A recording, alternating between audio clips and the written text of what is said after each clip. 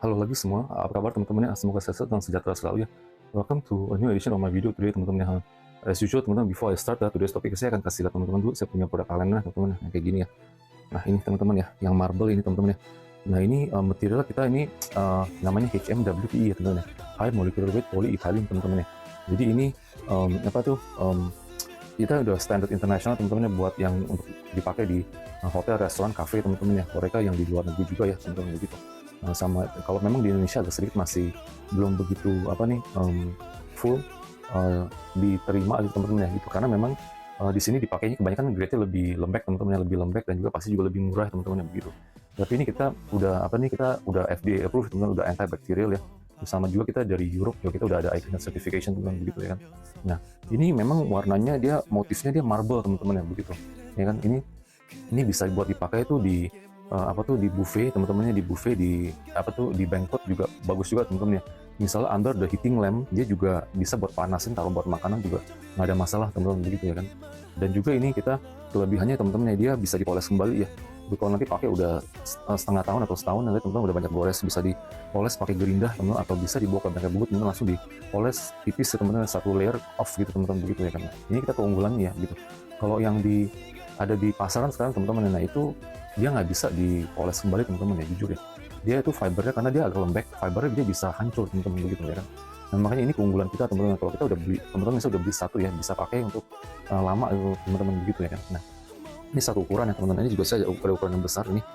Nah ini teman-teman ya, nah ini ini lebih besar teman-teman. Ini juga kadang kalau kebanyakan mungkin restoran sama kafe teman-teman, sama di pabrik-pabrik dia juga lebih suka agak lebih besar ya begitu ya kan. Nah, jadi ini sengaja saya pasang handle ya teman-teman ya, ini supaya itu dipegangnya juga lebih enak teman-teman ya gitu kan. Ini juga udah agak lumayan beratnya, hampir 4 kilo nih teman-teman ya begitu untuk ukuran ini. Nah ini tebelnya yang ini 2 cm, kalau yang ini 2,5 cm ya teman-teman. Nah jadi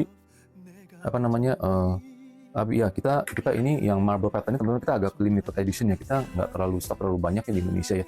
Jadi kita punya stok juga agak terbatas, jadi ini agak lumayan unik teman-teman begitu ya kan. Nah nanti kalau memang teman-teman ada mau custom ukuran, bisa DM saya di H2 Ranger di Instagram teman-teman ya begitu. Nah, kita juga ada toko kita di Tokopedia teman-teman, H2 Ranger ya gitu.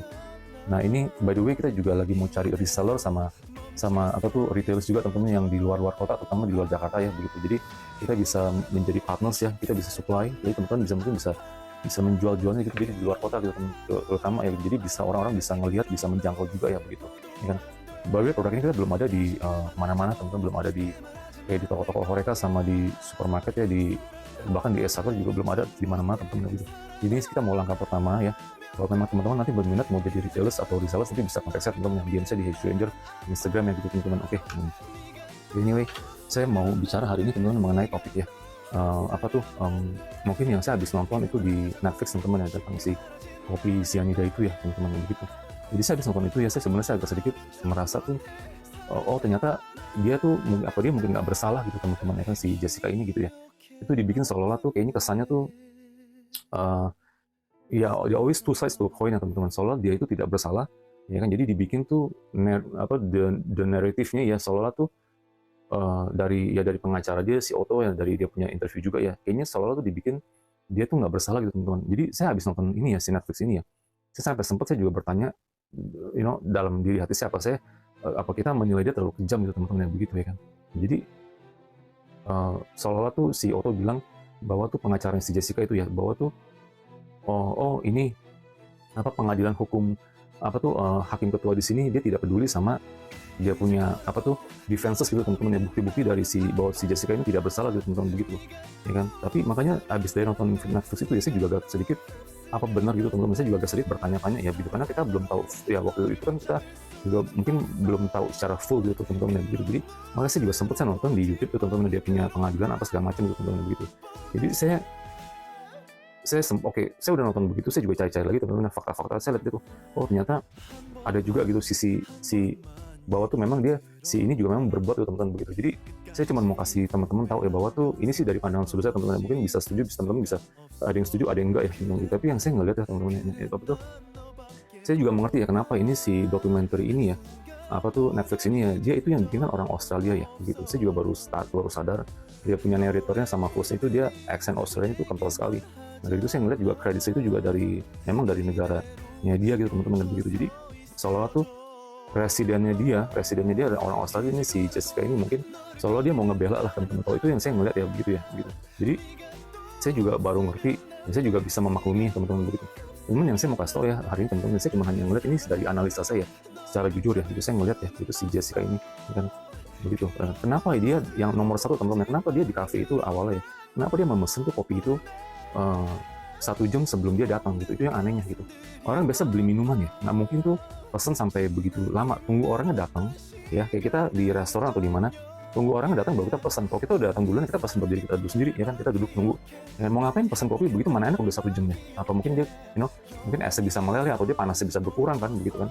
Nah, kenapa dia pesan minuman 1 jam jauh-jauh di sebelumnya ya? Dan itu di video juga dikasih lihat bahwa dia udah ke kafe itu udah kayak sekali atau 2 kali sebelum jam 4:30 ya, jadi dia jam 3 atau jam 4:30 dia kayak mau survei tempatnya atau bagaimana gitu. Jadi dia bolak-balik begitu teman-teman kalau dilihat videonya gitu ya.